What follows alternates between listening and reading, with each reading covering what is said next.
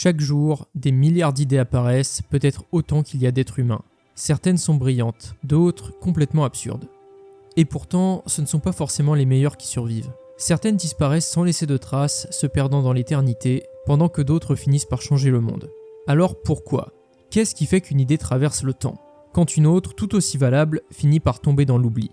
Et si, au fond, ce n'était pas une question de vérité, mais simplement de moment, d'un instant, d'une vision qui permet de transformer une pensée en quelque chose de tangible ? L'histoire du monde regorge d'exemples en ce sens, et la conversion d'une idée en succès durable ou en échec tragique constitue un des dénominateurs communs de l'humanité et une question philosophique et psychologique majeure. Bienvenue à toutes et à tous sur Ce que ça raconte. Sur cette chaîne, je vous propose des histoires marquantes, des idées et ce qu'elles disent du monde dans lequel on vit. Certains d'entre vous reconnaîtront ici la continuation de mon ancienne chaîne, Bakovian, que j'ai mis en pause quelques années pour raisons personnelles. Mais l'envie de vous partager des choses n'est jamais vraiment partie. À ceux qui me suivaient à l'époque, c'est un vrai plaisir de vous revoir ici, sachez que vous êtes restés dans ma mémoire, et pour les nouveaux, soyez les bienvenus. Imaginez-vous qu'à la fin du 19e siècle, un jeune ingénieur, Alexander Graham Bell, donne des cours de phonétique à l'université d'Édimbourg, en Écosse. Sa carrière universitaire et d'inventeur lui vaut une grande reconnaissance, mais il a d'autres projets. Sa mère est sourde, sa femme également, ce qui le motive à mettre au point un système permettant de communiquer efficacement avec les personnes malentendantes. Au fil de rencontres, de conférences aux États-Unis et de ses propres expérimentations, il se rend compte que les sons associés aux consonnes et voyelles peuvent être modélisés et la voix humaine transformée en signaux électriques porteurs d'informations. Il conçoit alors en 1876 un premier prototype d'un appareil permettant la communication à distance par voie vocale. Le téléphone était né. S'il ne fut pas forcément le premier à y penser, il en déposa le premier le brevet, au grand malheur de son rival, Elisha Gray. Avec le recul, on pourrait se dire que l'idée de Bell serait accueillie avec enthousiasme comme une véritable révolution. Au lieu de cela, elle fut d'abord moquée et réduite à un simple bricolage d'inventeur.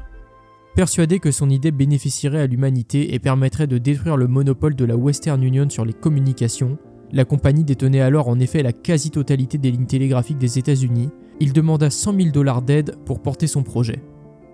Moqué pour son invention et rejeté malgré la légitimité qu'il avait gagnée au cours de sa carrière, il ne baissa pas les bras. Quelques années plus tard, la première ligne téléphonique entre Boston et Providence ouvrait, provoquant la panique de la Western Union. On proposa alors à Alexander 25 millions de $ de l'époque pour racheter son projet. Sa réponse, le téléphone n'est pas à vendre. La suite de l'histoire, vous la connaissez et regardez peut-être même cette vidéo dessus. Comme beaucoup d'idées scientifiques au cours de l'histoire, celle de Graham Bell fut d'abord sujette aux moqueries et à la stupéfaction. Il aurait pu abandonner, mais a préféré continuer, persuadé de faire avancer l'humanité. Il souhaitait d'ailleurs que l'on se souvienne de lui avant tout pour cela. En psychologie, ce phénomène s'explique par plusieurs biais. Le statu quo, qui nous fait préférer la continuité d'une situation actuelle par rapport à l'innovation, la peur de l'erreur et du ridicule, qui nous fait souvent nous mettre nous-mêmes des bâtons dans les roues, ou encore la pression sociale et l'effort cognitif important que demande un changement de paradigme. Les exemples fondamentaux ne manquent pas, de la théorie de l'héliocentrisme de Copernic aux innombrables mouvements culturels et scientifiques ayant changé le monde par le passé ou aujourd'hui encore. Là où la persévérance, l'abnégation et la volonté de faire le bien peuvent transformer une idée rejetée en succès, l'inverse arrive également. Les idées sujettes dès le départ à l'engouement collectif, aveuglées par un sentiment de surconfiance et de toute puissance, peuvent conduire au désastre. L'histoire militaire est un témoin privilégié de ce genre de mésaventures. Dans ce domaine, une simple idée peut coûter des milliers de vies et briser des destins entiers. Lorsqu'une volonté guerrière est motivée par une idéologie ou un idéal fantasmé, elle peut souvent se transformer en désastre. En 1812, Napoléon est au sommet de sa puissance. Ayant enchaîné les victoires militaires et diplomatiques, il est convaincu d'une chose, rien ne peut lui résister. Il lance alors une campagne immense, la conquête de l'Empire russe. Après des avancées initiales rapides, la situation se retourne progressivement. Les forces russes pratiquent la politique de la terre brûlée et limitent les combats, économisant leurs forces pour frapper de manière décisive. En quelques mois, la grande armée est décimée par le froid et la faim, et rentre bredouille, son idéal brisé, marquant le début de la fin pour l'empereur et toute une génération de jeunes Français.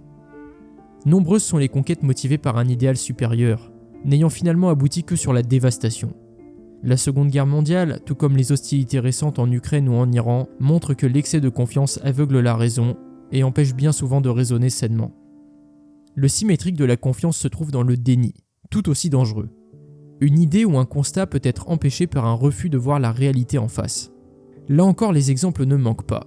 Lorsque l'ingénieur Alexander Carlyle met en garde les constructeurs du Titanic du manque d'équipement de sécurité et de marge de manœuvre en cas d'évacuation du navire, il ne rencontre que mépris et arrogance.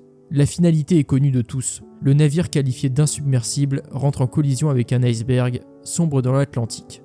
1500 personnes perdirent la vie.